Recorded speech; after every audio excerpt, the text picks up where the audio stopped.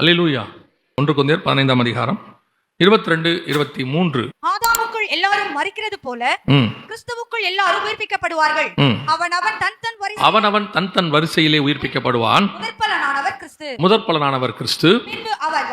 பின்பு அவர் வருகையில் அவருடையவர்கள் உயிர்ப்பிக்கப்படுவார்கள். இந்த உயிர்த்தெழுதல் முதற்பலனானவர் கிறிஸ்து. இந்த உயிர்த்தெழுதல் அல்லது கிறிஸ்துவினுடைய மரணம் என்பது கொண்டாட்டத்துக்குரியதான காரியம் அல்ல, தியானிப்பதற்குரியதான ஒரு காரியம். கொலோசையர்ல வாசிக்கும் பொழுது 2ஆம் அதிகாரத்தில் இந்த லேவியராகமம் 23ஆம் அதிகாரத்தில் சொல்லப்பட்டதான பண்டிகைகளை குறித்து, அந்த பொருளை குறித்து, அதனுடைய பொருள் என்னவென்பதை குறித்து பவுல் சொல்லுகிறார். அந்த வசனம் சொல்லுது, அவைகளின் பொருள் கிறிஸ்துவை குறித்து, அவைகள் வரும் காரியங்களுக்கு நிழலாயிருக்கிறது. பஸ்காவை குறித்து நாம் வெள்ளிக்கிழமையில் பார்த்தோம். அதே 23ஆம் அதிகாரம் லேவியராகமத்தின் புஸ்தகத்தில் நீங்கள் வாசிக்கும் பொழுது முதற் பலனான ஒரு பண்டிகை குறித்தும் அங்கே சொல்லப்படுகிறது. நீங்கள் வாசித்து பார்த்தீங்கன்னா முதற் பலனான பண்டிகை 23ஆம் அதிகாரம் 9 முதல் 12 வசனங்களை வாசிங்கள். 9 முதல் 12 வசனங்கள். பின்னும் கர்த்தர் மோசேயை நோக்கி, நீ இஸ்ரவேல் புத்திரரோடு சொல்ல வேண்டியது என்னவென்றால், நான் உங்களுக்கு கொடுக்கும் தேசத்தில் நீங்கள் போய் சேர்ந்து அதன் வெள்ளாண்மையை அறுக்கும் போது உங்கள் அறுப்பின் முதற்பலனாகிய ஒரு கதிர்க்கட்டை ஆசாரியனிடத்தில் கொண்டு வர கடவன். உங்களுக்காக அது அங்கீகரிக்கப்படும்படி ஆசாரியன் அந்த கதிர்க்கட்டை ஓய்வு நாளுக்கு மறுநாளில் கர்த்தருடைய சன்னதியில் அசைவாட்ட வேண்டும். நீங்கள் அந்த கதிர்க்கட்டை அசைவாட்டும் நாளில் கர்த்தர் சர்வாங்க தகன பலியாக ஒரு வயதான பழுதற்ற ஒரு ஆட்டுக்குட்டியை சுகந்த வாசனையாய் நாம் கொடுக்க வேண்டும். இது இஸ்ரவேலருக்கு கொடுக்கப்பட்டதான பண்டிகை. இதன் பொருள் கிறிஸ்துவை பற்றினது அப்படின்னு பவுல் சொல்றார். இது என்ன பொருள் அப்படின்னு கேட்டீங்கன்னு சொன்னா, கிறிஸ்து மரித்தோரிலிருந்து முதற் பலனானவர். நம்ம வாசிச்சோம் இல்லையா, 1 கொரிந்தியர் 15:23 கிறிஸ்து முதற் பலனானவர். அதுதான் நீங்கள் போய் சேருகிற தேசத்தில் முதற் பலனான அந்த முதல் ஒரு அறிக்கட்டை கொண்டு வந்து நீங்கள் அசைவாட்ட வேண்டும் என்று சொல்லப்படுகிறது. அதற்கு அடையாளமாக என்ன செய்ய வேண்டுமா, ஒரு பழுதற்ற ஆட்டுக்குட்டியை, ஒரு வயதான பழுதற்ற ஆட்டுக்குட்டி என்று வேதம் சொல்லுகிறது. இது யாரை குறித்து சொல்லப்பட்டிருக்கிறது என்று சொன்னால், இயேசு கிறிஸ்துவை குறித்து பழுதற்ற ஆட்டுக்குட்டி என்று சொல்லப்படுகிறது. வாசிங்கள், யோவான் எழுதின சுவிசேஷம் 8ஆம் அதிகாரம் 46வது வசனத்தை வாசிங்கள். என்னிடத்தில் பாவம் உண்டென்று யார் என்னை குற்றப்படுத்தக்கூடும்? இது இயேசு கிறிஸ்துவே சொல்றாரு, என்னிடத்தில் என்ன இல்லை, பாவம் என்றும் இல்லை. அடுத்து வாசிங்க, எபிரேயர் நிருபம் 4ஆம் அதிகாரம் 15வது வசனம். நம்முடைய பலவீனங்களை குறித்து பரிதபிக்கப்படாத பிரதான ஆசாரியர் நமக்கிராமல் எல்லா விதத்திலும் நம்மை போல சோதிக்கப்பட்டு பாவம் இல்லாதவராய் இருக்கிற பிரதான ஆசாரியர் நமக்கு இருக்கிறார். பாவம் இல்லாதவராய். இப்போ வசனம் சொல்லுது, ஒரு பாவமும் இல்லாதவர். முதல்ல இயேசு சொன்னாரு, இப்போ ஆக்கியோன் அந்த புஸ்தகத்தை எழுதுறவர் ஆவியானவர் சொல்றாரு, அவரிடத்தில் ஒரு பாவமும் இல்லை என்று சொல்லி. அடுத்து வாசிங்க, யோவான் எழுதின சுவிசேஷம் 14ஆம் அதிகாரம் 30வது வசனத்தை வாசிங்க. யோவான் 14:30. இனி நான் உங்களுடனே அதிகமாய் பேசுவதில்லை. இந்த உலகத்தின் அதிபதியானவன் வருகிறான். அவனுக்கு என்னிடத்தில் நம்ம கிட்ட ஏதாவது இருந்தாலும் அவன் நம்மளை சோதிப்பான்னு வசனம் சொல்லுது. அவன் தன் சுய இச்சைகளின்படி இழுக்கப்பட்டு சிக்குண்டு சோதிக்கப்படுகிறான். அப்போ பிசாசு வரான், வசனம் சொல்லுது, அவனுக்கு என்னிடத்தில் ஒன்றுமில்லை. இப்போ யோசிச்சு பாருங்க, இயேசுவே சொல்றாரு, என்கிட்ட ஒரு பாவம் இல்லை என்று சொல்லுகிறார். பாவத்தை இருக்குன்னு சொல்ல முடியுமான்னு கேட்கிறாரு. ஆவியானவர் சாட்சி கொடுக்கிறார், அவரிடத்துல பாவம் இல்லை என்று சொல்லி. எதிராளி சாட்சி கொடுக்கிறான், பிசாசு சொல்றான், இவர்கிட்ட பாவம் பிடிக்கிறதுக்கு ஒன்றுமே இல்லை என்று சொல்லி. இன்னும் ஒரு வசனத்தை வாசிங்கள், எபிரேயர் நிருபம் 9ஆம் அதிகாரம் 14வது வசனத்தை வாசிங்க. எபிரேயர் 9:14 வாசிங்கள். நித்திய ஆவியினாலே தம்மை தாமே பழுதற்ற பலியாக, இதுதான் அந்த இடத்துல லேவியராகமம் 23ஆம் அதிகாரத்துல வாசம் இல்லையா, ஒரு வயதான பழுதற்ற ஆட்டுக்குட்டி. இதுதான் பழுதற்ற பலி. சோ அப்ப கிறிஸ்துவை தான் அங்கே பலியாக சொல்லப்படுகிறது மிக தெளிவாக. அந்த பலியான அந்த இடத்துல முதற் பலனானவராக உயிர்த்தெழுந்தவர் இயேசு கிறிஸ்து. அந்த அசைவாட்டுகிறதான அந்த கதிர்கட்டு இயேசு கிறிஸ்து. அப்ப இந்த உயிர்த்தெழுதல் அப்படி என்பது முதற் பலனானவர் கிறிஸ்து. வசனம் தெளிவா சொல்லுது, முதற் பலனானவர் கிறிஸ்து. அப்ப அந்த பண்டிகை, முதற் பலனான அசைவாட்டுகிற பண்டிகை, அவர் உயிர்த்தெழுந்து விட்டார். இது முடிஞ்சிடுச்சு. அவர் உயிர் எழுந்துட்டார். அவர் போய் பிதாவின் வலது பார்சத்துல உட்காந்துட்டார். மார்க்ல நம்ம வாசிச்சோம் 16ஆம் அதிகாரத்துல, அவர் போய் பிதாவின் வலது பார்சத்துல உட்காந்துட்டார். இப்ப அதை நீங்க நினைவு கூறலாம், ஆனால் அதை நீங்கள் பெருசாக வச்சுக்கிட்டு இயேசு உயிர்த்தெழுந்தார் அப்படின்னா, அதை விட ரொம்ப முக்கியம் என்னன்னா, அவர் உயிர்த்தெழுந்தார். அது ஒரு ப்ராசஸ். அவர் ஸ்டார்ட் பண்ணி வச்சாராம். 1 கொரிந்தியர் 15 பாருங்க, அவன் தன் வரிசையிலே உயிர்ப்பிக்கப்படுவான். முதற் பலனானவர் கிறிஸ்து. அவர் ஸ்டார்ட் பண்ணி வச்சார். பின்பு அவருடைய வருகையில் அவருடையவர்கள் என்ன செய்வாங்க, உயிர்ப்பிக்கப்படுவார்கள். இதான் முடிவு. அவர் ஆரம்பிச்சிருக்கிறாரு. முடிவு என்ன, நாம் எல்லாரும் உயிர்ப்பிக்கப்பட வேண்டும். அதான் முடிவு. இயேசு கிறிஸ்துடைய மரணத்திலிருந்து உயிர்த்தெழுதலில் இருந்து ஆரம்பிக்குது. அவன் தன் வரிசையிலே உயிர்ப்பிக்கப்படுவான். இப்ப யோசித்து பாருங்க, இயேசு கிறிஸ்து உயிர்த்தெழுந்த அன்னைக்கு இந்த ஒரு சம்பவம் இருக்கு. நிறைய பேர் அந்த கேள்வி கூட கேட்டிருந்தாங்க எங்ககிட்ட. அது இந்த செய்திக்கு ஏற்றதா இருந்ததுனால அதை ஒரு பாயிண்டாக, முதல் பாயிண்டாக அதுல இருக்கு. வாசிங்க மத்தேயு எழுதின சுவிசேஷம் 27ஆம் அதிகாரம் 52வது வசனத்தை வாசிங்க. கல்லறைக்குள் திறந்தது, கல்லறைகள் திறந்தன, நித்திரை அடைந்திருந்த அநேக பரிசுத்தவான்களுடைய சரீரங்களும் எழுந்திருந்தது. இந்த வசனத்தை பார்க்கும்போது என்ன ஆகுதுன்னு பாத்தீங்கன்னா, அப்படி அவருடைய மரணத்தின் அன்னைக்கு, அந்த மரணத்தின் அன்னைக்கு கல்லறைகள் திறந்தன, நித்திரை அடைஞ்சவங்க எல்லாம் எழுந்திருச்சிட்டாங்க அப்படின்னு இல்ல. ஆனா அந்த வசனம் என்ன சொல்லுது? நித்திரை அடைந்த அநேக பரிசுத்தவான்களுடைய சரீரங்கள் என்ன வந்துச்சு? எழுந்திருந்தது. சரீரம் அவங்க எழுந்திருத்தார்கள் இல்ல, சரீரங்கள் எழுந்திருந்தது. உங்களுக்கு எல்லாருக்கும் தெரியும், ஒரு மனுஷனை மரித்து விட்டால் இருக்கிற வரைக்கும் நம்ம என்ன சொல்லுவோம்? அவர் எப்படி இருக்கிறாரு, ஹாஸ்பிட்டல் எப்படி இருக்கிறாரு, எப்போ வீட்டுக்கு வராரு எல்லாம் சொல்லுவோம். ஆனா மரிச்சிட்டா அடுத்த வார்த்தை அந்த மரியாதை போயிடும். எப்போ பாடி எடுப்பீங்க, எப்போ கொண்டு வரீங்க அப்படிதான் கேட்போம். எப்போ ஐயாவை கல்லறைக்கு கூட்டிட்டு போறீங்கன்னு கேட்க மாட்டோம். எப்போ பாடியை கல்லறைக்கு எடுக்கிறாங்க, எப்போ அடக்காராதனை, இப்படிதான் கேட்போம். அப்ப இந்த இடத்துல வசனம் சொல்லுது எழுந்திருந்தார்கள் அல்ல, எழுந்திருந்தன. அப்பனா இன்னும் அதுக்குள்ள என்ன வரல? உயிர் வரல. கல்லறையெல்லாம் திறந்துருச்சு, ஆனா இன்னும் உயிர் வரல. அடுத்த வசனம் வாசிங்க சொல்றேன். அவர் உயிர் தெழுந்த பின்பு 52ல கல்லறைகள் திறந்துருச்சு. வசனம் சொல்லுது கல்லறைகள் திறந்தன அன்னைக்கு, அன்றைய தினம். திருப்பி 52 வாசிங்க. அப்பொழுது தேவாலயத்தின் திரைச்சீலை மேல் தொடங்கி கீழ் வரைக்கும் இரண்டாக கிழிந்தது, பூமியும் அதிர்ந்தது, கண்மலைகளும் பிளந்தது, கல்லறைகளும் திறந்தது. கல்லறை இதெல்லாம் ஒரு ப்ராசஸ் நடக்குது. இப்போ இயேசு சிலுவையில ஜீவனை விட்ட அந்த நிமிஷத்துல நடக்கிறது. திறந்தது, நித்திரை அடைந்திருந்த அநேக பரிசுத்தவான்கள் சரீரங்களும் எழுந்திருந்தது. ஆனால் 53 சொல்லுது அவர் உயிர் தெழுந்த பின்பு. வாசிங்க. அவர் உயிர் தெழுந்த பின்பு இவர்கள் கல்லறைகளை விட்டு புறப்பட்டு. இவர்கள் கல்லறைகளை விட்டு அப்படின்னா என்ன அர்த்தம்? ஜீவன் என்னைக்கு வந்துச்சு அப்படின்னு கேட்டீங்கன்னா, அன்னைக்கே வந்துடல. இயேசு மரிச்ச அன்னைக்கு வரல. இயேசு எப்போ உயிர் தெழுந்தாரோ அதற்கு பிறகுதான் ஒரு சில கூட்டத்துக்கு உயிர் தெழுந்தல் நடந்தது. இவங்க யாருன்னு கேட்டீங்கன்னா பழைய ஏற்பாட்டு பரிசுத்தவான்கள். இவங்க எல்லாருமே எங்க இருந்தாங்க அப்படின்னு கேட்டீங்கன்னு சொன்னா, அவங்க எல்லாருக்கும் தெரியும், இவர்கள் மேல் பாதாளத்தில் காத்து கொண்டிருந்தார்கள். இயேசு கிறிஸ்துவின் வருகைக்காக காத்திருந்தாங்க. வந்து மரித்து இவர்கள் மீட்கப்பட வேண்டும் என்று பார்க்கிறோம். ஆனால் இவர்கள் எல்லாருமே யாருன்னு கேட்டீங்கன்னா பழைய ஏற்பாட்டு பரிசுத்தவான்களிலேயே நற்சாட்சி பெற்றவர்கள் என்று வேதம் சொல்லுகிறது. வாசிங்க எபிரேயர் நிருபம் 11ஆம் அதிகாரம் 39வது வசனத்தை வாசிங்க. இவர்கள் எல்லாரும் விசுவாசத்தினாலே நற்சாட்சி பெற்றும் வாக்குத்தத்தம் பண்ணப்பட்டதை யார் இந்த இவர்கள் எல்லாரும் அப்படின்னு பாத்தீங்கன்னு சொன்னா, ஆபிரகாம்ல ஆரம்பித்து 32வது வசனம் சொல்லுது. பின்னும் என்ன சொல்லுவேன்? பாராக், சிம்சோன், எப்தா, தாவீது, சாமுவேல் என்பவர்களை குறித்தும் தீர்க்கதரிசிகளை குறித்தும் விவரம் சொல்ல வேண்டும் என்றால் காலம் போதாது அப்படின்னு இருக்கு. எபிரேயர் 11:32 அப்படிதான் இருக்கு. விவரம் சொல்ல வேண்டும் என்றால் காலம் போதாது அப்படின்னு இருக்கு. அப்ப இந்த பரிசுத்தவான்கள்லாம் விசுவாசத்தினாலே நற்சாட்சி பெற்றவர்கள் என்று வேதம் சொல்லுது. அந்த 39வது வசனம், இவர்கள் எல்லாரும் விசுவாசத்தினாலே நற்சாட்சி பெற்றவர்கள். ஆனால் வசனம் சொல்லுது வாக்குத்தத்தம் பண்ணப்பட்டதை அடையாமல் போனார்கள். இவங்க எல்லாம் எங்க இருந்தாங்களாமா? என்ன வாக்குத்தத்தம் பண்ணப்பட்டது அப்படின்னு கேட்டீங்கன்னு சொன்னா, அந்த 9, 10, 11வது வசனத்துல நீங்கள் வாசிக்கும் போது எபிரேயர் 9, 10, 11 ஆபிரகாம், ஈசாக்கு, யாக்கோபு என்பவர்களோடு கூட கூடாரங்களில் குடியிருந்தான். ஏனெனில் தேவன் தாமே கட்டி உண்டாக்கின அஸ்திபாரமுள்ள நகரங்களுக்கு அவன் காத்திருந்தான். தொடர்ந்து நீங்க அப்படியே 11, 12, 13 வாசிக்கும் போது அதையெல்லாம் அவர்கள் அடையவில்லை. தூரத்திலே அவைகளை கண்டு நம்பி அணைத்துக் கொண்டு தங்களை அந்நியர்களும் பரதேசிகளும் என்று அறிக்கையிட்டு விசுவாசத்தோடு கூட மரித்தார்கள் இருக்கு. இவங்க எல்லாம் விசுவாசத்துல நற்சாட்சி பெற்றவங்க. ஆனா வாக்குத்தத்தம் பண்ணப்பட்டதை அடையல. அதனால எங்க போயிட்டாங்க? மேல் பாதாளத்துக்கு போயிட்டாங்க. அதனாலதான் யாக்கோபு சொல்றாரு, என் நரைமயிரை துக்கத்தோடு கூட பாதாளத்தில் இறங்க பண்ணுகிறீர்கள். சங்கீதக்காரன் சொல்றான், நான் போய் பாதாளத்தில் என் படுக்கையை போட்டாலும் அப்படின்னு சொல்லுது. அப்ப இவங்க எல்லாரும் பாதாளத்துக்கு போயிட்டாங்க. அப்படி பாதாளத்துக்கு போன இவர்கள் அங்கிருந்து மீட்கப்பட வேண்டும். மீட்கப்பட வேண்டும் என்று சொன்னால் 2 காரியம் செய்யப்பட வேண்டி இருக்கிறது. இப்ப பாருங்க, உங்களுக்கு எனக்கு மீட்கப்பட வேணும் அப்படின்னா 2 காரியம். ஒன்று, நம்முடைய பாவம் மன்னிக்கப்படணும். இயேசு கிறிஸ்துவின் ரத்தத்தினாலே நம்முடைய பாவம் என்ன பண்ணணும்? மன்னிக்கப்படணும். மன்னிக்கப்பட்ட மட்டும் போதாது, நாம் மரணத்தை ஜெயித்து உயிர் தெழுந்தவர்களாய் மாறணும். இயேசு கிறிஸ்து பாவம் இல்லாதவராக ப்ரூஃப் பண்ணிட்டார். எப்படி ப்ரூஃப் பண்ணிட்டாரு? முதல்ல ஒரு தடவை ப்ரூஃப் பண்றாரு. முதல் 30 வயசுல நாசரேத்துல. எபிரேயர் 4:15 வாசிங்க. நம்முடைய பலவீனங்களை குறித்து பரிதபிக்க கூடாத பிரதான ஆசாரியர் நமக்கு இராமல் எல்லா விதத்திலும் நம்மை போல் எப்படி எல்லா விதத்திலும் நம்மை போல சோதிக்கப்பட்டாரு? முதல் 30 வருஷம் அவர் நாசரேத்துல குடியிருக்கிறார். நாசரேத்துல குடியிருந்து வேதம் சொல்லுகிறது, நாசரேத்திலிருந்து நன்மை தோன்றுமோ அப்படி ஒரு இடத்துல இருந்து நவத்தாமே நம்மை போல எல்லா விதத்திலும் சோதிக்கப்பட்டார். சோதிக்கப்பட்டு அங்க யோர்தான் கிட்ட வந்து ஞானஸ்நானம் எடுத்து வனாந்தரத்துக்கு கொண்டு போகப்பட்டு முதல் ரவுண்டுல சாத்தானை ஜெயிக்கிறார். சாத்தான் அவரை விட்டு விலகி போனான் சில காலம். அதற்கு பிறகு கொஞ்சம் கொஞ்சமா ஜெயிச்சு கடைசியா பரிகரிக்கப்படும் கடைசி சத்ரு மரணம் சிலுவையில. அப்போ இயேசு கிறிஸ்து அப்படியே கொஞ்சம் கொஞ்சமா ஜெயிச்சு எல்லாத்தையும் வந்துட்டார். இப்ப நாம அவருடைய ரத்தத்தால கழுவப்பட்டு பாவம் மன்னிக்கப்பட்டு வந்துட்டோம். இப்ப நம்மளுடைய முடிவு எதுல இருக்குதுன்னா, நாம் மரணத்தை ஜெயித்து அவரோடு கூட கடைசியில உயிர்ப்பிக்கப்படுவோம்னு இருக்கு. அவருடைய வருகையில நாம் எல்லோரும் என்ன செய்யப்படுவோம்? உயிர்ப்பிக்கப்படுவோம். இதான் நமக்கு கடைசியா 2 ப்ராசஸ் இருக்கு. அதுல ஒன்று மரணத்தை ஜெயித்தல், ஒன்று பாவ ரத்தத்தாலே பாவம் மன்னிக்கப்படணும். பழைய ஏற்பாட்டு பரிசுத்தவான்கள் அப்படித்தான்.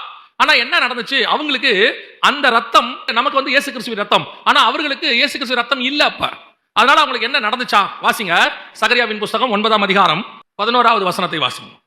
உனக்கு நான் செய்வது என்னவென்றால், உனக்கு நான் செய்வது என்னவென்றால், தண்ணீர் இல்லாத குழியிலே அடைப்பட்டிருக்கிற உன்னுடையவர்களை. இந்த தண்ணீர் இல்லாத குழினா என்ன?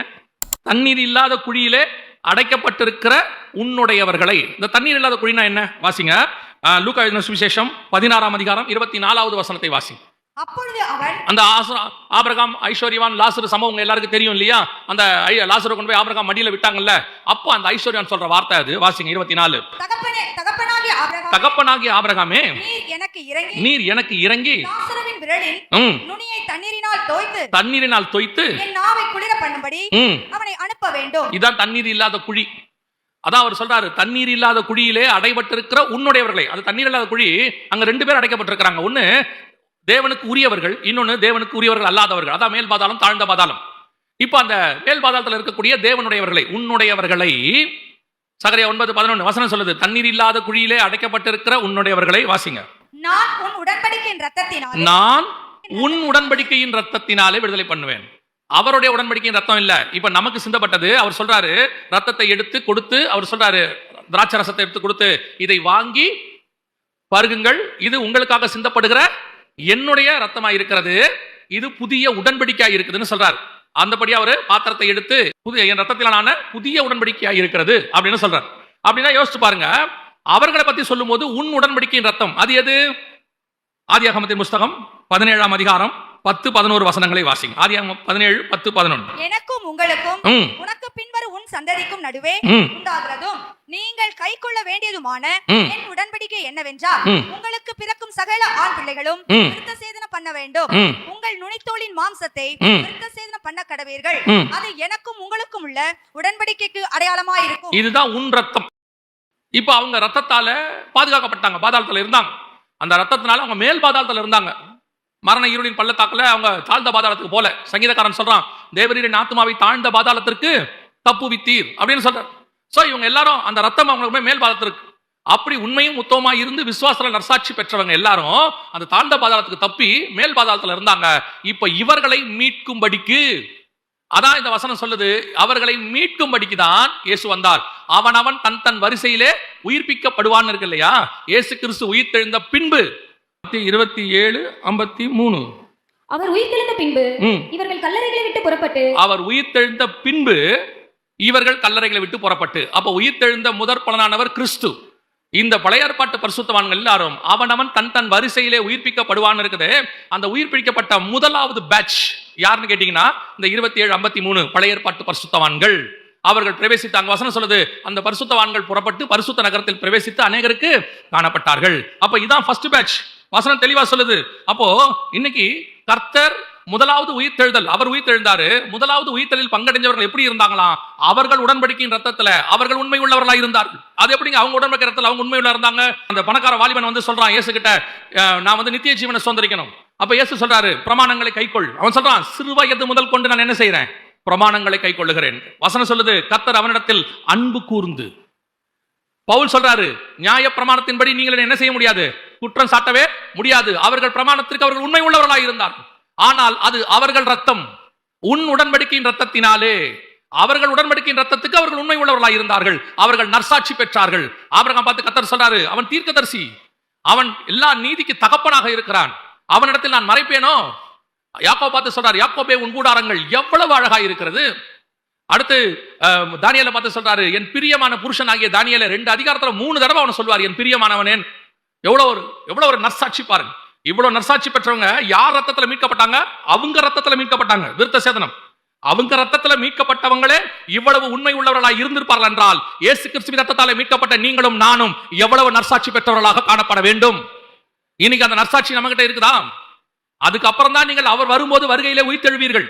சும்மா உயிர்த்தெழுதல் இயேசு வரமா சும்மா கூட்டிட்டு போவார் நினைச்சிடாதீங்க.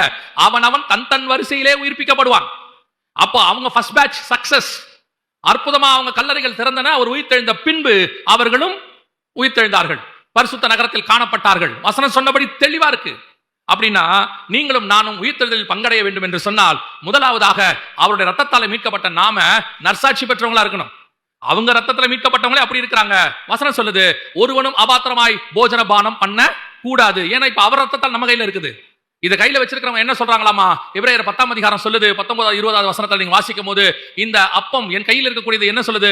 மாம்சம் என்கிற திரைச்சலையின் வழியாக புதிதும் ஜீவனமான மார்க்கத்தை நமக்கு உண்டாக்கினார். அப்ப இந்த அப்பம் எனக்கு எது சொல்லுது? இந்த கையில வச்சிருக்கிறது, இந்த மாம்சம், கிறிஸ்துவின் மாம்சம் என்னை மகா பரிசுத்த ஸ்தலத்துக்குள் பிரவேசிக்கிறது.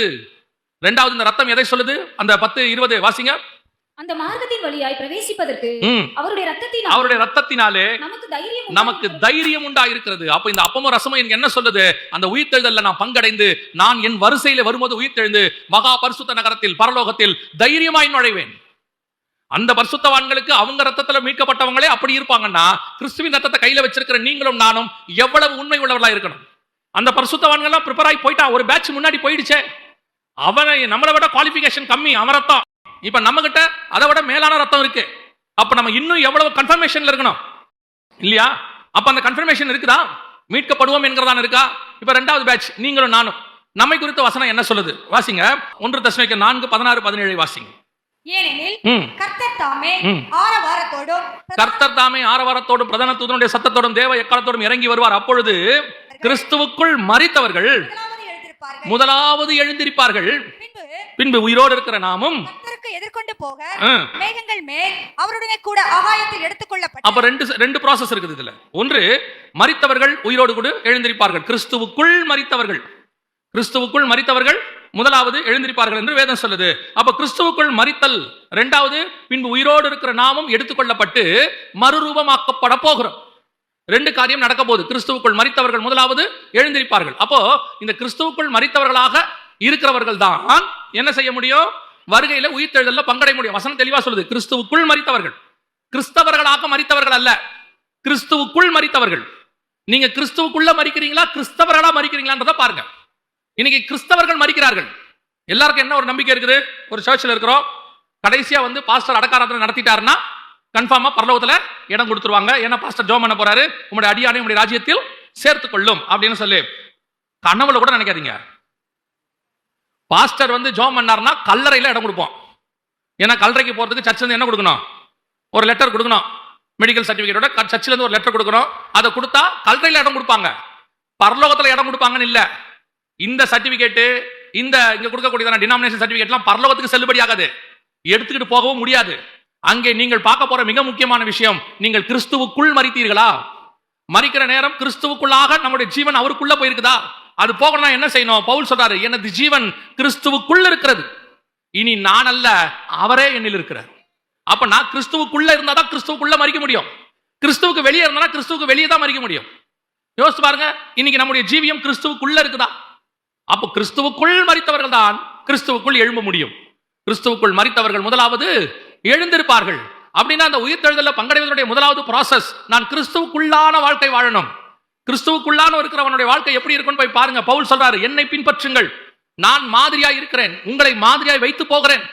அப்போ கிறிஸ்துவை பின்பற்றுகிறவன் எப்படி இருப்பான்? வேதம் தெரியுது, நிறைய இருக்கு. அது 1 2 ப்ராசஸ் இல்ல, அது நிறைய, அது பெரிய ப்ராசஸ். இன்னைக்கு நம்ம கிறிஸ்துவுக்கு வெளியே இருக்கிறோம், கிறிஸ்தவர்களா இருக்கிறோம். அடுத்தவங்களுக்கு நம்ம கிறிஸ்தவங்க காட்டுறதுக்கு என்ன பண்றோம்? சிலுவையை வச்சுட்டா கிறிஸ்தவங்க, அப்புறம் வந்துட்டு வீட்டுல வசனத்தை ஒட்டிட்டா கிறிஸ்தவங்க, கார்ல பின்னாடி வசனம் எழுதி போட்டா கிறிஸ்தவங்க. நம்ம கிறிஸ்தவங்கன்னு ஈஸியா காட்டிடலாம், ஒன்றும் பிரச்சனையே இல்ல. ஓ, இதெல்லாம் கிறிஸ்தவங்களா காட்டுறது பெரிய விஷயமே இல்லையே, அதை யார் வேணாலும் காட்டலாமே. ஏன் நம்ம அல்லாதவர்கள் கூட காட்டிடலாம் கிறிஸ்தவர்களா. ஆனால் கிறிஸ்துவுக்குள்ளா இருக்கிறீங்களான்றதை காட்டுறதுதான் கஷ்டம். கிறிஸ்துவுக்குள்ளா இருந்து நீங்க காட்டினீங்கன்னா அது சிலுவையினாலேயோ வசனத்தினாலேயோ காட்ட முடியாது, உங்க ஜீவியத்தினால மட்டும்தான் அதை காட்ட முடியும். நீங்கள் தான் நிருபங்களாக இருக்கிறீர்கள். உங்களை பார்க்கும் போதே கிறிஸ்து வெளியே படணும். ரோமர் 8:29 சொல்லுது, தம்முடைய குமாரன் அநேக சகோதரருக்குள்ளே முதற்பேரானவராய் இருக்கும்படிக்கு தேவன் எவர்களை முன்னறிந்தாரோ அவர்களை தம்முடைய குமாரனின் சாயலுக்கு ஒப்பாயிருக்கும்படி குறித்திருக்கிறார். அப்பனா என்ன பார்த்தா கிறிஸ்துவின் சாயல் வெளிப்படணும்.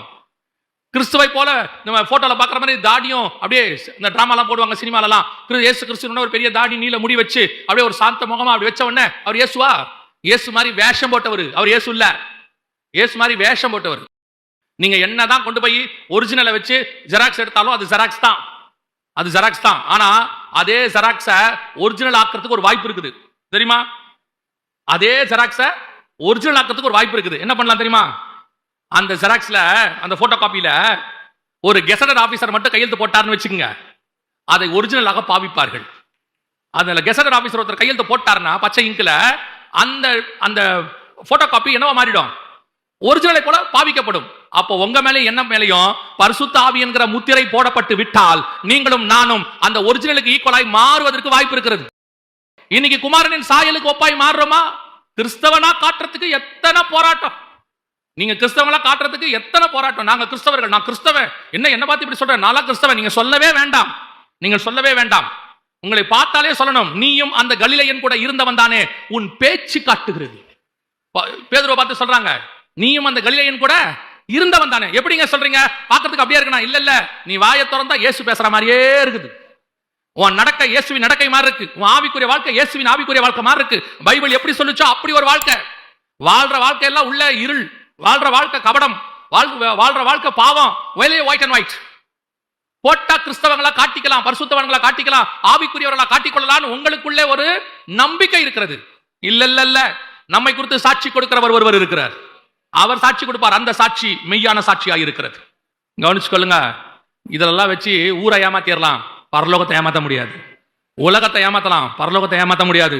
பரலோகத்துக்கு பயந்து தான் நான் வாழணும். பாவம் செய்யல இல்ல, இங்க யாரும் விழாதவங்க இல்ல. நான் திருப்பி திருப்பி எப்பவும் சொல்வேன், இங்க இன்னும் கொஞ்சம் கொஞ்சமாக நாம் குமாரன் சாயலுக்கு ஒப்பாய் மாறிக்கிட்டே இருக்கிறோம். நமக்குள்ள வீழ்ச்சி வருது, தடுமாற்றம் வருது, எல்லாம் வருது. வர வர வர பயம் வரணும். ஐயோ, இன்னும் இன்னும் இன்னும் இன்னும் மாறணும், நான் கிறிஸ்துவுக்குள்ளாக போகணும். 2ஆம் அதிகாரம் அப்போஸ்தலர் நடவடிக்கைகள்ல பரிசுத்த ஆவியானவர் யோவான் மேல இறங்கினார்னு இருக்கு. 120 பேர் மேல இறங்கினார், அதுல ஒண்ணு யோவான். ஆனா 4ஆம் அதிகாரம் வெளிப்படுத்தின விசேஷத்தை வாசிக்கும் போது, நான் கர்த்தருடைய நாளில் ஆவிக்குள்ளானேன்னு இருக்கு. இப்ப என்னங்க டிஃபரன்ஸ் இருக்குது? 2ஆம் அதிகாரம் அப்போஸ்தலர் நடவடிக்கைகள்ல ஆவியானவர் எனக்குள்ள வந்தார். 4ஆம் அதிகாரம் வெளிப்படுத்தின விசேஷத்துல நான் ஆவிக்குள்ளே போனேன். இந்த டிஃபரன்ஸ் தான் உங்களுக்கு சொல்றேன். நான் கிறிஸ்துவை ஏற்றுக்கொண்டது ஒரு நாள் இருக்கு, நான் கிறிஸ்துவை போல மாறி அவருக்குள்ளாக போவது ஒரு நாள் இருக்கிறது. அந்த சாயலுக்கு ஒப்பாய் மாறணும். இதான் உயிர்த்தெழுதலுடைய முதலாவது பார்ட். இரண்டாவது, அந்த 1 தெசலோனிக்கேயர் 4:16-17 வாசிச்சோம் இல்லையா? கிறிஸ்துவுக்குள் மரித்தவர்கள் முதலாவது எழுந்திருப்பார்கள், பின்பு உயிரோடு இருக்கிற நாமும். இப்ப நாம என்ன செய்யணும்? கிறிஸ்துவுக்குள் மரித்தவன் உயிரோடு எழுந்திருச்சிட்டான். அதே ப்ராசஸ்ல இன்னொன்னு இருக்கு, பின்பு உயிரோடு இருக்கிற நாமும். இப்ப உயிரோடு இருக்கிற நாம என்ன ஆகணும்? வாசிங்க, வசனம் சொல்லுது. ரோமர் 12ஆம் அதிகாரம் 2வது வசனம் வாசிங்க. நீங்கள் இந்த பிரபஞ்சத்திற்கு ஒத்த வேஷம் தெரியாமல் தேவனுடைய நன்மையும் பிரியமும் பரிபூரணமான சித்தம் இன்னதென்று பகுத்தறியத்தக்கதாக உங்கள் மனம் புதிதாகிறதினாலே மறுரூபமாகுங்கள். அப்ப வருகையில 2வது நடக்கிற விஷயம் என்னது? மறுரூபமாகுதல். 1 கொரிந்தியர் 15:51 நீங்கள் வாசிக்கும் பொழுது, இதோ நான் உங்களுக்கு ஒரு ரகசியத்தை சொல்லுகிறேன், நாம் எல்லோரும் நித்திரை அடைகிறதில்லை, ஒரு நிமிஷத்திலே, ஒரு இமை பொழுதிலே நாம் எல்லோரும் மறுரூபமாக்கப்படுவோம். இந்த ப்ராசஸ் தான் 1 தெசலோனிக்கேயர் 4:16-17 இருக்கு. அங்க கிறிஸ்துவுக்குள் மரித்தவர்கள் முதலாவது எழுந்திருப்பார்கள், பின் உயிரோடு இருக்கிற நாம் நித்திரை அடைகிறதில்லை. நமக்கு மரணம் வராது, உயிரோடு இருக்கிறவங்களுக்கு மரணம் வராது. அந்த வருகையின் நாளில் கடைசிய காலம் துணிக்கும் பொழுது ஒரு நிமிஷத்துல, ஒரு இமை பொழுதுல நாம் மறுரூபமாவோம். அப்ப மறுரூபமாவதுக்கு என்ன செய்யணும்? கிறிஸ்துவுக்குள்ள மரிச்சவனா இருந்தா உயிரோட ஏஞ்சிடலாம், அது பிரச்சனை இல்லை. கிறிஸ்துவுக்குள் மரித்தவர்கள் முதலாவது எழுந்திருப்பார்கள், வசனம் சொல்லுது, அது ஓகே. ஆனால் மறுரூபமாகிறதுக்கு என்ன செய்யணும்னா, ரோமர் 12:2 சொல்லுது, உங்கள் மனம் புதிதாகிறதுனால என்னவாகுங்கள்? மறுரூபமாங்கள். மனம் புதிதாகனா என்ன செய்யணுமா? பிரபஞ்சத்துக்கு ஒத்த வேஷம் தெரியாமல் தேவனுடையதான 3 காரியம் அங்க இருக்கு. தேவனுடையதான நன்மை. தேவனுடைய நன்மைனா என்ன? 2 விதமான நன்மை இருக்கிறது. நல்லா புரிஞ்சுக்கொள்ளுங்க, 2 விதமான நன்மை இருக்கிறது. ஒன்று, ஆதியாகமத்தின் புத்தகம் 2ஆம் அதிகாரம் 9வது வசனத்தை வாசிங்க. தேவனாகிய கர்த்தர் பார்வைக்கு அழகும் புசிப்புக்கு நலவுமான சகலவித விருட்சங்களையும், பார்வைக்கு அழகும் புசிப்புக்கு நலமான சகலவித விருட்சங்களையும், தோட்டத்தின் நடுவிலே ஜீவ விருட்சத்தையும், நன்மை தீமை அறியத்தக்க விருட்சத்தையும் பூமியிலிருந்து முளைக்க. நன்மை தீமை அறியத்தக்க விருட்சம். இங்க ஒரு நன்மை இருக்குது பாருங்களேன். இப்போ ஆதாம் எப்படி இருக்கிறாரு அப்படின்னு கேட்டீங்கன்னா, பூரணமா கர்த்தர் அவரை செஞ்சிருக்கிறார். இப்ப ஏன்னா ஆதியாகமம் 1 கடைசி வசனம் சொல்லுது, கர்த்தர் தாம் உண்டாக்கின எல்லாவற்றையும் பார்த்தார், அப்படிதான் இருந்தது, அது மிகவும் அதுல ஆதாமும் சேர்த்து. தேவன் தாம் உண்டாக்கின எல்லாவற்றையும் பார்த்தார், அது நன்றாய் இருந்தது. அந்த நன்றாய் இருந்ததுன்றதுல யாரும் இருக்கிறா? ஆதாமும் இருக்கிறார். சோ எல்லாம் பெர்ஃபெக்ட் கிரியேஷன். இப்ப இவருக்கு நன்மை தீமைனா என்ன? இப்ப இவர்கிட்ட அப்படி ஒரு விஷயமே இல்ல, இவர் பெர்ஃபெக்ட். நன்மை தீமை அறியத்தக்க விருட்சம்னா என்ன? இப்ப பாம்பு சாப்பிட சொல்லுது. பாம்பு சாப்பிட சொல்லும் போது என்ன வார்த்தை சொல்லுதுன்னு கேட்டீங்கன்னா, 3ஆம் அதிகாரத்துல, ஆதியாகமம் 3ஆம் அதிகாரத்துல அந்த பாம்பு சொல்ற வார்த்தை, அப்பொழுது சர்ப்பம் ஸ்திரீயை நோக்கி, 4வது வசனம், நீங்கள் சாகவே சாவதில்லை, நீங்கள் இதை புசிக்கும் நாளிலே உங்கள் கண்கள் திறக்கப்படும் என்றும் நீங்கள் நன்மை தீமை அறிந்து தேவர்களைப் போல இருப்பீர்கள் என்றும் தேவன் அறிவார். இவன் சொல்ற நன்மை தீமை என்ன? இவன் சொல்ற நன்மை தீமை என்ன? தேவன் சொல்ற நன்மை வேற. தேவன் எல்லாவற்றையும் பார்த்தார், நல்லது என்று கண்டார், பெர்ஃபெக்ட்.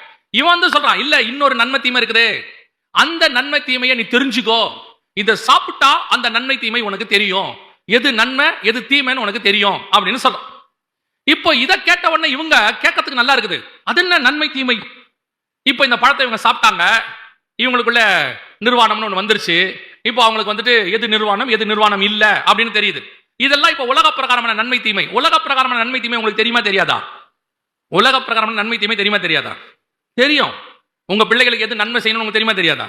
பொல்லாதலாகி நீங்கள் உங்கள் பிள்ளைகளுக்கு நன்மையான காரியங்களை செய்யும் போது தெரியுமா தெரியாதா? தெரியும். உங்க வாழ்க்கைக்கு எது நன்மைன்னு உங்களுக்கு தெரியுமா? ஆனால் அது தேவனுடைய பார்வையில நன்மையான உங்களுக்கு தெரியுமா? நான் கேட்கறது புரியுதா? புரியலையா? திருப்பி சொல்றேன். இப்போ உங்க பிள்ளைகளுக்கு நான் ஒரு உதாரணத்துக்கு சொல்றேன். உங்க பிள்ளைகளுக்கு 10th முடிச்ச உடனே ஒரு குரூப் எடுக்கிறீங்க. அந்த குரூப் எடுக்கும்போது இப்போ என்ன பண்றீங்கன்னு கேட்டா, எல்லாரும் சொல்றாங்க, எங்க ஐடி எடுங்க, இன்ஃபர்மேஷன் டெக்னாலஜி, கம்ப்யூட்டர் எடுங்க, ஃபர்ஸ்ட் குரூப் எடுங்க, மேக்ஸ் பிசிக்ஸ் கெமிஸ்ட்ரி பயாலஜி ஏதாவது எடுங்க, இல்ல டாக்டர் ஆகலாம், இல்ல இன்ஜினியர் ஆகலாம், அப்படி இப்படி போயிடலாம், நாளைக்கு பின்னைக்கு நல்ல சம்பாத்தியம், வாழ்க்கை செட்டில். நன்மையா தீமையா? இது நன்மை. எல்லாரும் நன்மை தானே சொல்றாங்க. இந்த காலேஜ்ல போடுங்க, இந்த காலேஜ் தான் நம்பர் 1, அதுல படிச்சவன்லாம் ஆஹா ஓஹோ சொல்றாங்க தானே, நன்மை தானே. யாராவது தீமைக்கு அப்படி சொல்லுவாங்களா? செய்ய மாட்டாங்க. குட். சரி, அந்த கோர்ஸ் உங்களுக்கு நல்லதுங்கிறது இவ்வளவு பேருக்கு தெரியுது, கர்த்தர் உங்ககிட்ட சொன்னாரா அது நல்லதுன்னு? உங்க பிள்ளையோட எதிர்காலத்துக்கு எந்த கோர்ஸ் தேவைன்னு கர்த்தருக்கு தெரியும். அதுதான் கர்த்தருடைய நன்மை. நான் சொல்ற டிஃபரன்ஸ் புரியுதா? நாம இன்னைக்கு உள்ள காரியத்தை உலகத்தை வச்சு டிசைட் பண்ணுவோம். நீங்க ஒரு கோர்ஸ் எடுத்துருவீங்க, உங்க பிள்ளை படிச்சு முடிக்கும் போது அந்த கோர்ஸுக்கு வேல்யூ போயிடும். படிச்சு முடிக்கும் போது அந்த கோர்ஸுக்கு வேல்யூ போயிடும். இப்போ நீங்க படிச்சு முடிச்சுட்டு வருவீங்க, வந்து பார்த்தா அதுக்கு என்ன இருக்காது, ஆப்பர்ச்சுனிட்டியே இருக்காது, கொஞ்சம் கஷ்டப்படுவீங்க. அப்ப சொல்லுவாங்க, எல்லாரும் சொன்னாங்க இதான் நல்லதுன்னு. நல்லதுதான், ஆனாலும் இப்ப அதுக்கு வேல்யூ இல்ல. அந்த காலத்துல சொல்லுவாங்க, நான்லாம் BA ஹிஸ்டரி அப்படிம்பாங்க. இப்ப BA ஹிஸ்டரினா என்ன, மார்க் கம்மியான்னு கேட்கறான். +2ல பையன் என்ன படிக்கிறாரு, BA மார்க் கம்மியோ அப்படிங்கிறான். ஏன்னா BA கம்மியா இருக்கிறவன் தான் எடுக்கின்ற முடிவுக்கு இவன்ட்டான். ஆனா ஒரு காலத்துல BA இங்கிலீஷும் BA ஹிஸ்டரி தான் ஃபர்ஸ்ட்.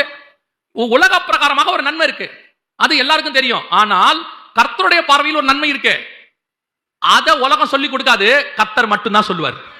அது கர்த்தருக்கு மட்டும்தான் தெரியும். அந்த நன்மை என்னென்று உங்களுக்கு தெரியணும். இப்போ சாலமோன் போய் ஆண்டவர்ட்ட ஒன்னு கேட்டான். என்ன கேட்டான்? நீங்க உடனே எல்லாரும் ஒன்னு சொல்வீங்க. சாலமோன் என்ன கேட்டான் சொல்லுங்க? ஞானம் கேட்டான், அப்படிதானே? வாசிங்க 1 ராஜாக்களின் புத்தகம் 3ஆம் அதிகாரம் 9வது வசனம் வாசிங்க.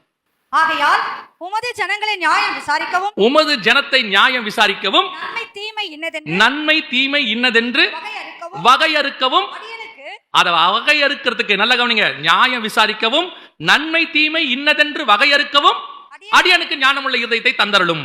எனக்கு எந்த ஞானம் வேணும் தெரியுமா? இந்த பூமிக்குரிய நன்மை தீமை என்ன என்று வகையறுக்கிறது இல்ல, உம்முடைய ஜனங்களை நியாயம் தீர்க்கிறதுக்கு உங்ககிட்ட ஒரு நன்மை தீமை இருக்குது, அதை எனக்கு கொடுங்கன்னு கேட்கிறான். உலக பிரகாரமாக ஜனங்களை எண்ணுவது, ஒரு நாட்டினுடைய ஜனங்களை எண்ணுவது நன்மையா தீமையா? உலக பிரகாரமா சென்சஸ் எடுக்கிறது நல்லதா கெட்டதா? நல்லது. எடுத்தா தானே தெரியும். எடுத்தாதான் அந்த நாட்டில் எவ்வளவு ஏழைகள் இருக்காங்க, எவ்வளவு பணக்காரங்க இருக்காங்க, படிச்சவங்க இருக்காங்க, படிக்காதவங்க இருக்காங்க, எல்லாம் தெரியும்ல. உலக பிரகாரமா சென்சஸ் எடுக்கிறது நல்லது. தாவீது சென்சஸ் எடுக்கிறது நல்லதா கெட்டதா? கெட்டது. கர்த்தர் எடுத்த உடனே வாதையை கொண்டாண்டாரு. ஏன் தாவீது எடுக்க கூடாது? ஆபிரகாம் கிட்ட வாக்கு பண்ணி இருக்கிறாரு, உன் சந்ததியை எண்ண முடியாதுன்னு சொன்னார். ஆபிரகாம் கிட்ட சொல்லிட்டாரு, உன் சந்ததியை என்ன கூடுமானால் என்ன, அது வானத்து நட்சத்திரத்தை போல இருக்கும். இப்போ வசனம் சொல்லுது, ஜனங்களை எண்ணும்படி சாத்தான் ஏவினான். தாவீதை என்ன பண்ணானா? சாத்தான் ஏவினான் இருக்கு. அப்ப யோசிச்சு பாருங்க, அங்க சொன்ன விஷயத்துக்கு அகைன்ஸ்டா இது போகுது. உலக பிரகாரமாக ஜனங்களை எண்ணுவது நல்லது, ஆனால் தேவ ஜனங்களை எண்ணுவது தீமை. அது கர்த்தருக்கு அகைன்ஸ்ட். இப்ப புரியுதா? உலக பிரகாரமாக நன்மை தீமை வேறு, தேவனுடைய பார்வையில் நன்மை தீமை வேறு. அந்த நன்மை தீமையை எனக்கு சொல்லித்தாங்கன்னு அவன் கேட்கிறான். அந்த ஞானத்தை கொடுங்க. அதைத்தான் இந்த வசனம் சொல்லுது. இப்ப திருப்பி வாசிங்க, ரோமர் 12:2 வாசிங்க. நீங்கள் இந்த பிரபஞ்சத்தின் ஒத்த வேஷம் தெரியாமல் தேவனுடைய நன்மைனா என்ன அதை தேடணும். உலக பிரகாரமான நன்மை தீமைக்கு தான் நீங்க தேவசித்தம் தேவசித்தம் தேவசித்தம்ங்கறீங்க. ஆண்டவரே நான் இந்த வேலைக்கு போலாமா, உங்க சித்தத்தை சொல்லுங்க. அது உலக பிரகாரமான நன்மை. தீமை, ஆண்டவரே இந்த பையனை கல்யாணம் பண்ணலாமா பண்ண வேணாமா, இந்த பொண்ணை கல்யாணம் பண்ணலாமா பண்ண வேணாமா, நீங்க இதுக்கே தான் தேவன்ட்ட போறீங்க. தேவனுடைய நன்மைன்னு ஒண்ணு இருக்கு. நம்ம நன்மை என்ன? படிச்ச பையனுக்கு படிச்ச பொண்ணை கல்யாணம் பண்றது நன்மை. கரெக்ட் தானே? கரெக்ட் தான். படிச்ச பையனுக்கு படிச்ச பொண்ணை கல்யாணம் பண்றது தான் நன்மை. கர்த்தருடைய பார்வை என்ன? ஆவிக்குரிய பையனுக்கு ஆவிக்குரிய பொண்ணை கல்யாணம் பண்றது தான் நன்மை. இப்ப படிச்ச பொண்ணை படிச்ச பையனுக்கு பண்ண உடனே அந்த பொண்ணு நல்லா சம்பாதிக்குது, பிரைஸ் தி லார்ட், ஹல்லேலூயா. 1 லட்சம் ரூபாய் சம்பளம், அவருக்கும் 1 லட்சம் ரூபாய் சம்பளம், 2 லட்சம் ரூபாய் சம்பளம். அப்படியே ஓல்டு வாஷர்மேன் பட்ட பக்கத்துல ஒரு இடத்தை வாங்கி கட்டி 10 வருஷத்துல செட்டில் ஆகி பிள்ளைங்க நல்லா இருக்குன்னு பார்த்தா 3வது மாசம் டிவோர்ஸ்ல வந்து நிக்குது. ஏன்? பொண்ணுக்கு சம்பளம் மட்டும் ஜாஸ்தி இல்ல, வாயும் ஜாஸ்தி. பையனுக்கு சம்பளம் மட்டும் ஜாஸ்தி இல்ல, கையும் ஜாஸ்தி. அப்போ இங்க என்ன முக்கியமா படுது? தேவனுடைய நன்மை என்ன, அதான் முக்கியம். வெளிநாட்டுல வேலை கத்தர் கொடுத்தாரு, பிரைஸ் தி லார்ட், எவ்வளவு சம்பளம்? 1 லட்சம் ரூபாய். ஓ பரவாயில்லையே, ஓட்டி கீட்டி எல்லாம் சேர்த்தா 1:10 வருது. அங்க போனா 140 டிகிரி வெயில். கேட்டியா ஆண்டவரே, எது நன்மை?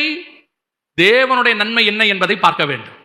அதுவும் ஆவிக்குரிய வாழ்க்கைக்கும் பொருந்தும். 2வது அந்த வசனம் என்ன சொல்லுது? தேவனுடைய நன்மையையும், பிரியம்னா என்ன, அது அடுத்த முக்கியம். தேவனுடைய பிரியம்னு ஒண்ணு இருக்குது.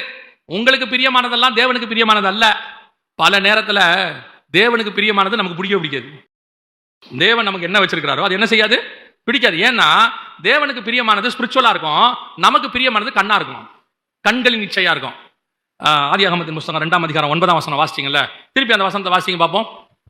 தேவனாகிய கர்த்தர் பார்வைக்கு அழகும், பார்வைக்கு அழகு, அடுத்து புசிப்புக்கு நலமுமான சகலவித விருட்சங்களையும். இதுவும் எப்படி இருக்குது? பார்வைக்கு அழகும் புசிப்புக்கு நலமுமா இருக்குது. சரி, நன்மை தீமை அறியத்தக்க விருட்சம் இருக்குல்ல, அதாவது இவங்களெல்லாம் சாவடிச்சு புசிக்கும் நாளிலே சாகவே சாவாய், அது எப்படி இருந்துச்சு பாருங்க. அதையும் வாசிங்க. 3ஆம் அதிகாரம் 6ஆம் வசனம், ஆதியாகமத்தின் புத்தகம். அப்பொழுது ஸ்திரீயானவள் அந்த விருட்சம் புசிப்புக்கு நல்லதும் பார்வைக்கு இன்பமும். இதுவும் எப்படி இருக்குது? பார்வைக்கு இன்பம், அது அழகு. அழகு வேற, இன்பம் வேற. புரியுதா? அழகு வேற, இன்பம் வேற. பார்வைக்கு அழகு, இது பார்வைக்கு இன்பம். சரி, இந்த 2 விருட்சம் இப்படி இருக்குதே, ஜீவ விருட்சம் எப்படி இருக்குது? நம்ம 2:9 வாசிக்கும் போது கர்த்தர் சொல்றாரு, தேவனாகிய கர்த்தர் பார்வைக்கு அழகும் புசிப்புக்கு நலமான சகலவித விருட்சங்களையும் தோட்டத்தின் நடுவிலே ஜீவ விருட்சத்தையும் நன்மை தீமை அறியத்தக்க விருட்சத்தையும் பூமியிலிருந்து முளைக்க பண்ணினார். 3 விதமான விருட்சம் மரம் இருக்கு. அதுல 2 மரம், ஒன்னு பார்க்கறதுக்கு அழகு, ஒன்னு பார்க்கறதுக்கு இன்பம். ஆனா ஜீவ விருட்சம் எப்படி இருக்குது? எப்படி இருக்கு? நாங்க இல்லவே இல்லை பாருங்க.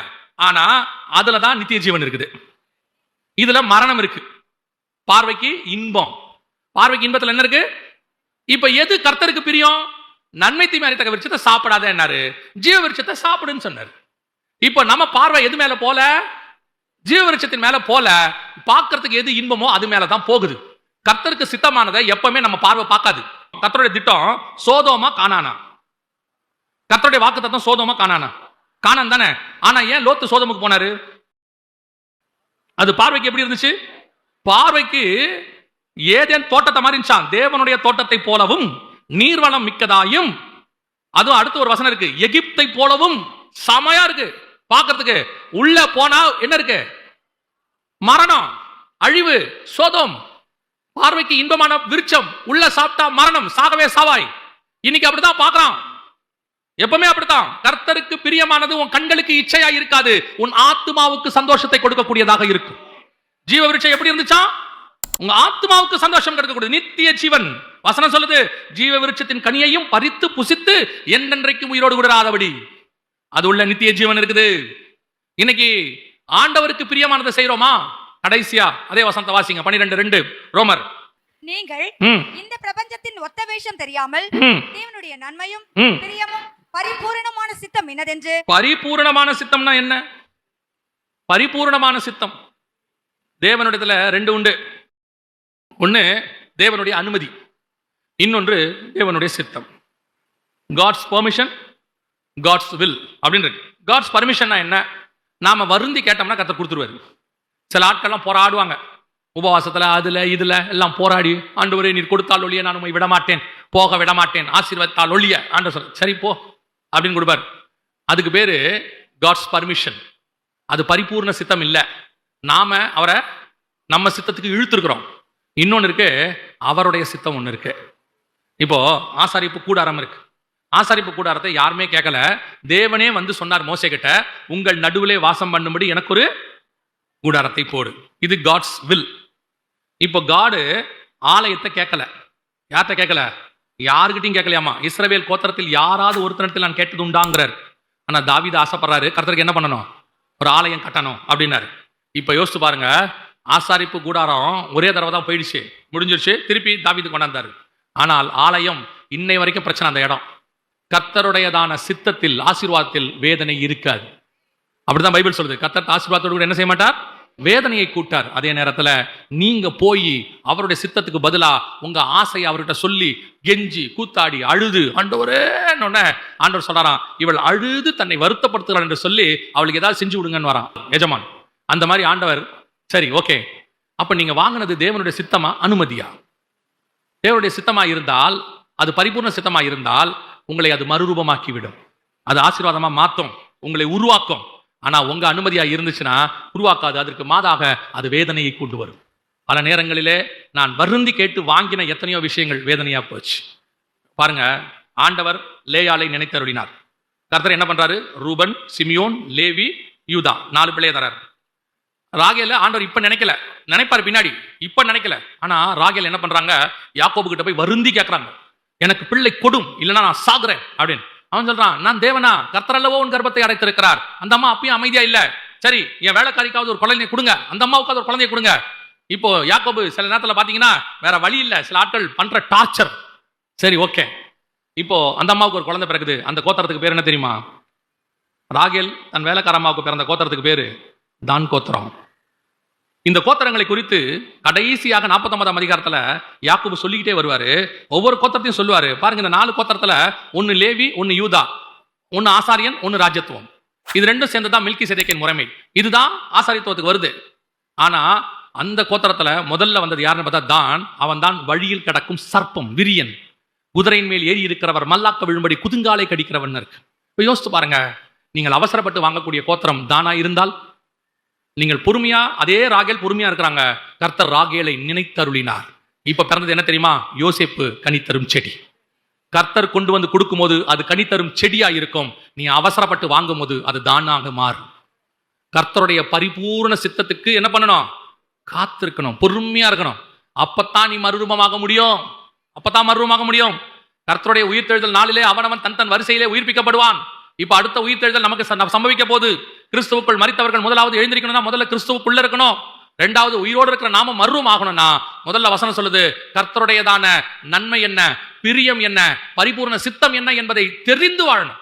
அதன் அடிப்படையில் உங்க வாழ்க்கை அமையும் போது வசனம் சொல்லுது, நாம் மறுரூபமாக்கப்படுவோம். அப்போ அவனவன் தன் வரிசையில உயிர்ப்பிக்கப்படும் போது நாம உயிர்ப்பிக்கப்படுறோம்னா இந்த 3 காரியத்துல ரொம்ப கேர்ஃபுல்லாக இருக்கணும். நம்ம இஷ்டத்துக்கு நன்மையை பார்க்க கூடாது, கர்த்தருடைய நன்மை என்னவென்று பார்க்க வேண்டும். எனக்கு நன்மையாய் தோன்றுகிறதெல்லாம் நன்மை அல்ல, அது தீமையாய் முடியவும் வாய்ப்பு இருக்கிறது. இப்ப நமக்கு நன்மையா தெரியும். நான் எப்பவும் சொல்லுவேன், எல்லா ஆவிக்குரிய பையனும் எல்லா ஆவிக்குரிய பொண்ணுக்கும் கரெக்ட் கிடையாது. இன்னைக்கு ஏன் ஆவிக்குரிய குடும்பங்கள்லயே கன்ஃபியூஷன்? என்ன காரணம்? நம்ம பார்க்கறது என்ன? ரசிக்கப்பட்டிருக்கா, ஞானஸ்நானம் எடுத்திருக்கா, அபிஷேகம் பெற்றிருக்கா, ஓகே, பிரைஸ் தி லார்ட். ஆனா எல்லா ஆவிக்குரிய பையனும் எல்லா ஆவிக்குரிய பொண்ணுக்கும் கரெக்ட்னு பைபிள் சொல்லல. ஆதாமின் விலா எலும்புகளில் ஒன்றை எடுத்து, அதோட அர்த்தம் என்ன? ஆதாமுக்கு நிறைய விலா இருக்குது, எல்லா விலாவும் ஏவாள் கிடையாது, ஒரு எலும்பு தான் ஏவாள். அதே தான் கர்த்தர் சொல்றாரு. அப்ப அந்த பரிபூர்ண சித்தம், தேவனுடைய நன்மை என்ன, தேவனுக்கு எது பிரியம், இதை நீங்க பார்த்து பார்த்து செய்யும் போது உங்களை அந்த வாழ்க்கை மறுரூபமாக்குற வாழ்க்கையாக மாறும். நிறைய பேர் சுய சித்தத்தை செஞ்சு சுயமா முடிவெடுத்து கர்த்தருக்கு பிரியம் நினைச்சு சர்ச்சில் வச்சு பண்ணிட்டா ஓகேன்னு நினைச்சு பண்ணி கடைசியில கர்த்தரை விட்டே தூரம் போயிட்டான். வாழ்க்கையே போச்சு ஆண்டவர் விட்டு. அதுக்கு உடனே அவன் என்ன சொல்றான்? இதனாலதான் காரணம், அதனாலதான் கிடையாது. கர்த்தர் ஒரு நாளும் கர்த்தரை விட்டு வெளியே போவதற்கு ஒரு மனுஷனை அப்படி ஒரு வாழ்க்கை அமைச்சு கொடுக்கவே மாட்டார், அப்படி ஒரு ஆசீர்வாதத்தை கொடுக்கவே மாட்டார். சமீபத்தில் கூட பேசிட்டு இருந்தோம், ஒரு சிலருக்கு நிறைய பணம் வந்துச்சு, வந்து அந்த பணம் அவங்க வீழ்ச்சிக்கு காரணமா இருந்துச்சு. அவ்வளோ ஒரு மனுஷன் வீழ்ச்சி அடைகிறதுக்கு ஒரு தேவன் கொடுப்பாரா? யோசிச்சு பாருங்க. உங்க பையனுக்கு நீங்க கொடுப்பீங்களா? மொத்த ஸ்கூல் போற பையனுக்கு இந்தாடா 10,000 ரூபாய் வச்சுக்கோ, டெய்லி போயிட்டு வான்னு சொல்லுவீங்களா? கண்டிப்பா சொல்ல மாட்டீங்க. அவனுக்கு என்ன தேவை? போயிட்டு வரதுக்கு ஒரு 10 ரூபா 20 ரூபா அங்க கேன்டீன்ல சாப்பிட்றதுக்கு, ஒரு சமோசா சாப்பிட்றதுக்கு என்ன தேவை அதான் கொடுப்பீங்க. அதுவே ஒரு டூர் போறாங்க, ஒரு 500 ரூபா 1000 ரூபா கையில கொடுப்பீங்க. ஆனா அவனுக்கே ஃபீஸ் கட்டணும், 50,000 ரூபா 1,00,000 ரூபா கட்டுவீங்க. உங்களுக்கு உங்க பையனுக்கு என்ன தேவை என்பது உங்களுக்கு தெரியும். உங்களுக்கே தெரியும்னா பரமபிதாக்கு தெரியுமா தெரியாதா? கன்ஃபார்மா தெரியும். உங்களுக்கு என்ன தேவையோ அந்த பூமியில அதை கொடுப்பார். ஆனா உங்க வீழ்ச்சிக்கு தேவையான எதையும் உங்க கையில அவர் கொடுக்கவே மாட்டார். அப்படி மீறி வருதுன்னா அது கர்த்தர் கொடுத்தது அல்ல, நீங்க வருந்தி கேட்டு எனக்கு கொடுத்தாலே ஆச்சு அப்படின்னும் போது கர்த்தர் அனுமதி கொடுக்கிறார். அது உங்க வீழ்ச்சி காரணமா இருக்கு. அது பணமாவும் இருக்கலாம், அது உலக பிரகாரமான ஆசீர்வாதமாவும் இருக்கலாம், எது வேணாலும் இருக்கலாம். கர்த்தர் உங்களுக்கு தெரியும், உங்க உடம்புல எதுவுமே அந்தந்த அளவு இருந்தா தான் நல்லது. கரெக்ட் தானே? 98.4 சூடு இருந்தா நல்லது. அதுக்கு மேல போச்சுன்னா 100 ஆயிடுச்சு, என்ன ஆகுது? அப்போ அதுக்கு பேர் என்னது? ஜுரம். ஆமா தானே? 140க்குள்ள இருந்தா சுகர் கரெக்ட், 300 போச்சுன்னா டயபெட்டிக். அது மட்டும் கரெக்டா இருக்கணும்னு சொல்றீங்கல்ல, கர்த்தர் கரெக்டா தானே வச்சிருக்கிறாரு. ஆண்டவர் எக்ஸ்ட்ரா கொடுக்கல, கரெக்டான சூடு, கரெக்டான பிபி, கரெக்டான சுகர் எல்லாம் கரெக்டா இருக்குல்ல, போடுற சட்டை கரெக்டா தானே போடுறீங்க. ஆண்டவர் எனக்கு ஆசீர்வதிச்சிருக்கிறார், எனக்கு 42 சைஸ் 52 எடுங்க, இடதுபுறமும் வலதுபுறமும் பலுகி பெருகி நான் சட்டைக்குள்ள இருக்கிறேன் சொல்றீங்களா? சொல்றது இல்ல தானே. ஆனா இதெல்லாம் கரெக்டா போடணும் தெரிஞ்ச உங்களுக்கு பணம் மட்டும் நிறைய வரணும்னா என்ன அர்த்தம்? வீடு ஆஸ்தி மட்டும் நிறைய வரணும். கர்த்தர் நம்ம இடம் கொண்டு போகாத மட்டும் ஆசீர்வதிக்கிறார். அதிகம் ஆகுது எங்கேயோ ஆபத்துன்னு அர்த்தம். உன் பாடியில சுகரா இருக்கட்டும், அல்லது பிபியா இருக்கட்டும், அல்லது சூடாக இருக்கட்டும், அல்லது ஆஸ்தி சம்பாத்தியமா இருக்கட்டும், தேவைக்கு மிஞ்சி போகுது, நீ எங்கேயோ மாட்ட போறன்னு அர்த்தம். அது உன்னை மறுரூபம் ஆகாமல் தடுக்க போகுது என்ற அர்த்தம். அதனாலதான் வசனம் தெளிவா சொல்லுது, போதும் என்ற மனதனுடைய தெய்வ பக்திய மிகுந்த ஆதாயம். அதான் நல்லது, பாத்துக்கோங்க. இல்ல நீங்க மறுரூபம் ஆகிறது ரொம்ப கஷ்டம். ஜெபம் பண்ணலாமா? நம்ம எல்லாம் எந்திரிப்போம் தேவ சமூகத்துல. அவனவன் தன் தன் வரிசையிலே உயிர்ப்பிக்கப்படுவான். நீங்கள் இந்த உயிர்த்தெழுதலை பங்கடைய வேண்டுமானால் கர்த்தருடைய தேவனுடையதான நன்மையும் அவருடையதான பிரியமும் அவருடைய பரிபூர்ண சித்தமும் இன்னதென்று அறிந்து மறுரூபமாக வேண்டும் என்று வேதம் சொல்லுது. மனம் புதிதாகிறதுனாலே மறுரூபமாகுங்கள். ஒப்பு கொடுப்போமா தேவ சமூகத்தில்? இந்த 3 காரியங்களை நீங்கள் கொஞ்சம் தியானிங்க. இந்த வசந்த அப்புறமா போய் ரோமர் 12:2 தியானிச்சு பாருங்க. மனம் இதுல புதிதாகிறதா, மறுரூபமாக்கப்படுமா? கிறிஸ்துக்குள் மரித்தவங்க எந்திருவாங்க, ஆனா உயிரோடு இருக்கிற நாம என்ன செய்ய போறோம்? சர்வ வல்லமையுள்ள எங்கள் ஆண்டவரே, இந்த நாளுக்காக உமக்கு நன்றி. கிருபையுள்ள கரத்தில் எங்களை தாழ்த்துகிறோம். தேவனாகிய கர்த்தர் வரும் பொழுது, மரித்தவர்கள் உயிரோடு கூட எழுந்திருக்கும் பொழுது நாங்களும் மறுரூபமாக்கத்தக்கதாக ஆண்டவரே எங்க மனம் புதிதாகிறதுனாலே, நன்மையினாலும் உம்முடைய நன்மையினாலும் உம்முடைய பிரியத்தினாலும் உம்முடையதான பரிபூர்ண சித்தத்தை செய்கிறதுனாலும் எங்கள் மனம் புதிதாக கிருபை பாராட்டும். எங்க நன்மை எங்க பார்வைக்கு இன்பம் வேண்டாம் ஆண்டவரே, உங்க பார்வைக்கு இன்பமானதை மட்டும் எங்களுக்கு கொடுங்க. உங்க சித்தத்தை மட்டும் எங்களுக்கு செய்யுங்க ஆண்டவரே, எங்க சித்தம் ஒன்றும் வேண்டாம் ஆண்டவரே. உடைய கிருபையுள்ள கரத்தில் எங்களை தாழ்த்துகிறோம். நீர் மாத்திரம் மகிமைப்படுவீராக. எங்கள் ஆண்டவர் இயேசு கிறிஸ்துவின் நாமத்தில் பிதாவே.